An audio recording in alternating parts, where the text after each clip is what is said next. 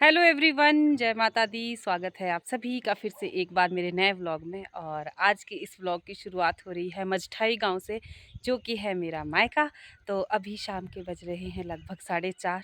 और पिछले व्लॉग में आपने देखा कि शाम को किस तरह से मौसम बिगड़ा हुआ था, इतनी लाइटनिंग हो रही थी और बारिश तो पूरी रात 1 मिनट के लिए नहीं रुकी। इतनी अच्छी बारिश हुई कि पूरी ज़मीन पे ना एक अच्छी सी नमी आ गई है और लोगों ने एकदम से खेतों को जोतना शुरू कर दिया है, क्योंकि वही अब मक्की लगाने का समय आ गया है। तो अभी खिली है बहुत अच्छी सी धूप और ये अभी 1 डेढ़ बजे के बाद ही मौसम में थोड़ा सा बदलाव आया है। तो अभी जो धूप खिली है वो थोड़ी थोड़ी सी गर्म है, क्योंकि उसके साथ चली हुई है हवा। तो बड़ा प्यारा सा मौसम अभी हो रखा है। और अभी मेरी मम्मी और मन्नत की तैयारी भी हो गई है अपने सबसे दूर वाले खेत में जाने के लिए। तो मम्मी और मन्नत जा चुके हैं आगे और मैं भी चलती हूँ अब पीछे से। तो मैंने सोचा व्लॉग भी शुरू कर लेते हैं और आपको भी अपने खेत के कुछ नज़ारे दिखा देते हैं। तो चलिए जी, मुझे बस लेना है हाथ में अब एक चाय का बैग, मतलब थर्मस गिलास वगैरह लेना है, क्योंकि हम लोग खेत में जा रहे हैं खेत को जोतने के लिए, जो कि होने वाला है ट्रैक्टर से। तो चलिए खाने पीने का सामान पहले ले लेते हैं, ताकि बार बार हमें आना जाना ना पड़े। क्योंकि हम लोग जा रहे हैं ना अपने सबसे दूर वाले खेत में, जो कि पड़ता है नीचे खड नाला जिसे कहते हैं, वहाँ पे। तो वहाँ से बार बार घर वापस आना पॉसिबल नहीं हो पाता, क्योंकि आदमी ना खाली ही वहाँ आने जाने में थक जाता है। तो चलिए जी, हमारा आज का सबसे डिफिकल्ट टास्क होने वाला है इस ट्रैक्टर को खेत तक पहुंचाने का। तो मैंने आप लोगों को अभी बताया कि हम लोग जाने वाले हैं अपने सबसे दूर वाले खेत में। तो वहां का रास्ता भी वैसा ही डेंजरस है। जहां पर बंदा खाली हाथ ही पहुंच जाए ना, वो ही एक बड़ी उपलब्धि है। लेकिन देखिए जी, इसको ले जाने के लिए 2 लोगों की आवश्यकता पड़ती है खेत तक, क्योंकि पहाड़ों में होते हैं मोड़दार रास्ते, और एक बार ये रास्ते से बाहर हुआ तो इसको तो डैमेज होता ही है, लेकिन वापस से इसको रास्ते में लाने के लिए इसे उठाकर ही करना पड़ता है। और ये थोड़ा हैवी भी होता है, तो बहुत ज़्यादा एनर्जी भी इसमें लगती है। और पिछले कुछ दिनों से जो बारिश हो रही है ना, उसने देखिए रास्तों का क्या हाल कर दिया है। रास्तों में इतने ज़्यादा गड्ढे डाल दिए हैं, जिसके ऊपर चलाना इसको और भी डिफिकल्ट हो रहा है। तो बेचारे ये दोनों जैसे तैसे कहीं इसे उठाकर, कहीं थोड़ा चलाकर कोशिश कर रहे हैं खेत तक पहुंचाने की।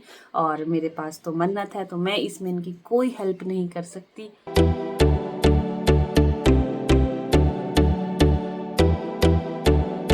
यहाँ पर जितनी देर में भैया ट्रैक्टर के लिए ऑयल लेकर आए, उतनी देर में हम लोगों ने थोड़ा सा इधर उधर के नज़ारों को देखा, थोड़ा सा रेस्ट कर लिया और अब आगे का सफ़र शुरू करते हैं।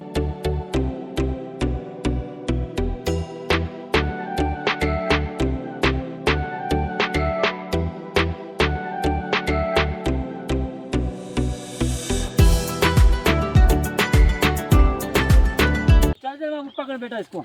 नहीं जूस बेच है, जूस नहीं जूस देख देख देख, जूस से देख, इससे देखी देखी, जूस इसमें जूस, ये ट्रैक्टर का जूस है, दो। पिला दे जूस जो। यहाँ से आगे का जो सफर होने वाला है वो तो और भी रोमांचक होने वाला है, क्योंकि यहाँ पर गांव होता है खत्म।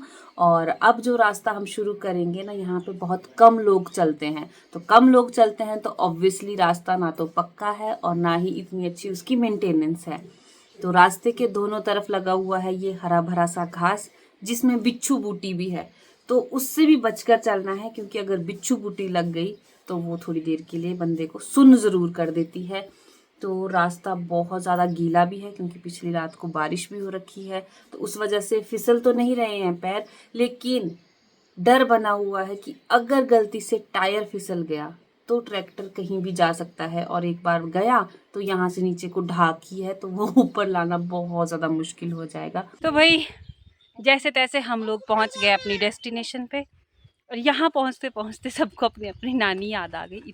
बस मेन टास्क इसको खेत तक पहुँचाना ही होता है। पहाड़ी इलाकों में, प्लेन में तो चल के जाता है, लेकिन पहाड़ी इलाकों में इसको ना उठा उठा के खेत तक पहुँचाना पड़ता है।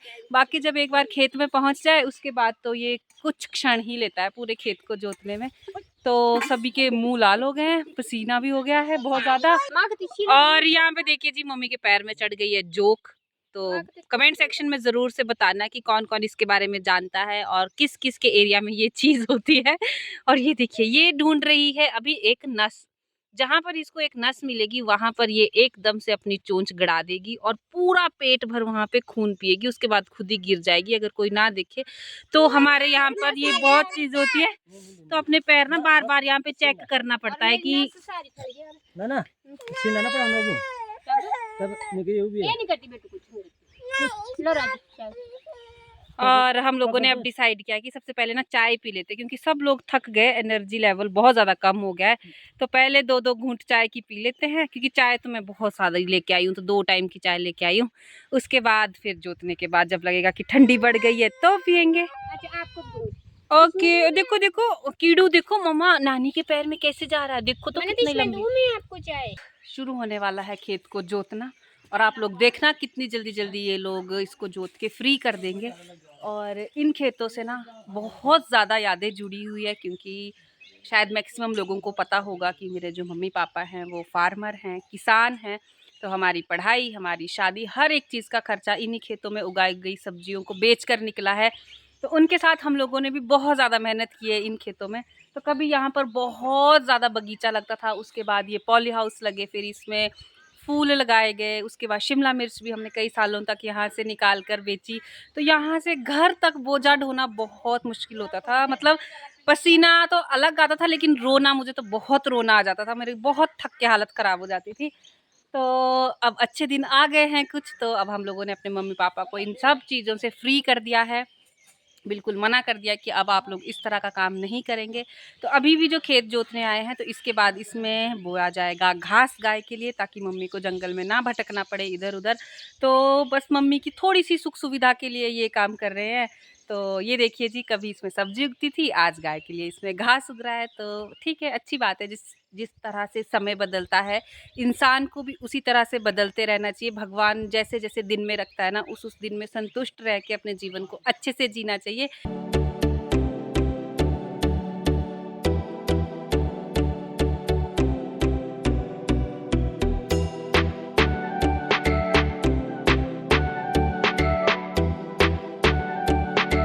तो हम लोगों ने एक खेत को आधा जोत लिया है, और मौसम भले ही ठंडा हो, लेकिन काम करते समय शरीर जो है वो गर्म हो जाता है और प्यास लगती है। तो अभी मेरी ड्यूटी लगी है पानी लेके आ रही थी। तो गांव में घर से पानी लेकर नहीं आया जाता है, क्योंकि जगह जगह पर झरने होते हैं, चश्मे का पानी होता है। तो बस मैं भी आ गई हूँ खेत से थोड़ी सी दूर पानी भरने के लिए। तो चलो आपको भी दिखाते हैं कि चश्मे का पानी किस तरह से आता है। और ये पानी इतना प्योर होता है ना, क्योंकि मिट्टी के नीचे से छन के कई जड़ी बूटियों से मिलकर ये पानी आता है। तो पीने में इसका स्वाद जो होता है ना, वो नॉर्मल पानी के कंपैरिजन में 10 गुना ज़्यादा होता है। और बारिश होने से आप देखिए कि नाले में कितना ज़्यादा पानी का बहाव हो गया है। गर्मियों में ही, मई जून जिसमें सबसे ज़्यादा गर्मियाँ होती है, उस समय कितना ज़्यादा पानी है खड्ड में। और जब बरसात होगी तो आप खुद सोचिए कि पानी का लेवल कहाँ पहुँच जाएगा। तो अभी फ़िलहाल भर लेते हैं ठंडा ठंडा साफ पानी पीने के लिए।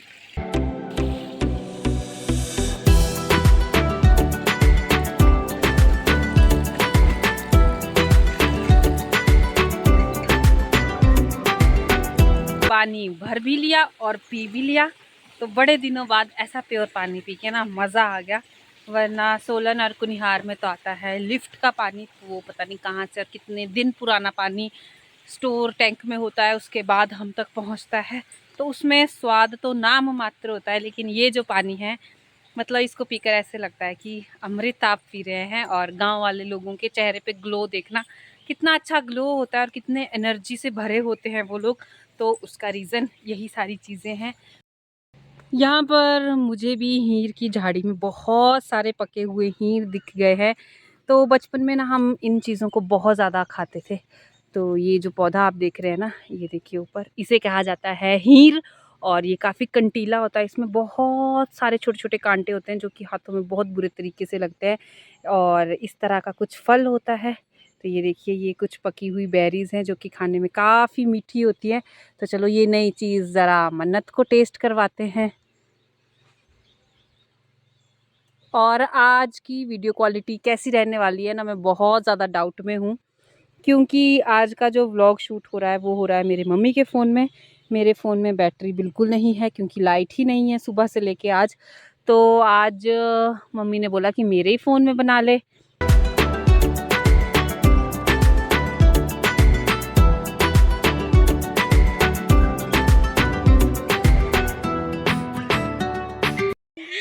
चलो अब एक बार एक खेत को जोत के हो चुके हैं फ्री, मतलब मिट्टी में एक तरह से तबादला हो चुका है पूरी मिट्टी में।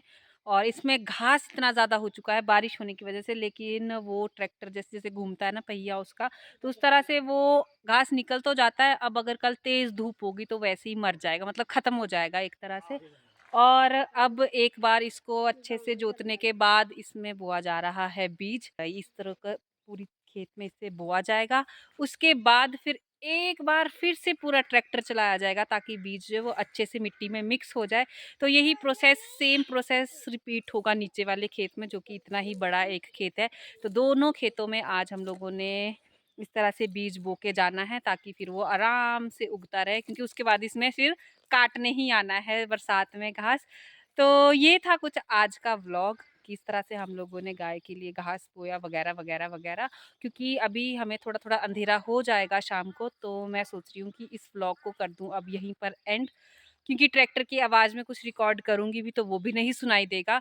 तो बेटर है कि मैं व्लॉग को अब यहीं पे ख़त्म कर देती हूँ। आई होप आपको ये वीडियो पसंद आई होगी। अगर वीडियो पसंद आई है तो वीडियो को जल्दी से लाइक कर दीजिए, एक अच्छा सा कमेंट कर दीजिए और अपने सारे फ्रेंड्स के साथ वीडियो को शेयर कर दीजिए। चलिए जी, मिलती हूँ आपसे अगले व्लॉग में। तब तक आप सभी अपना ध्यान रखिए। जय माता दी।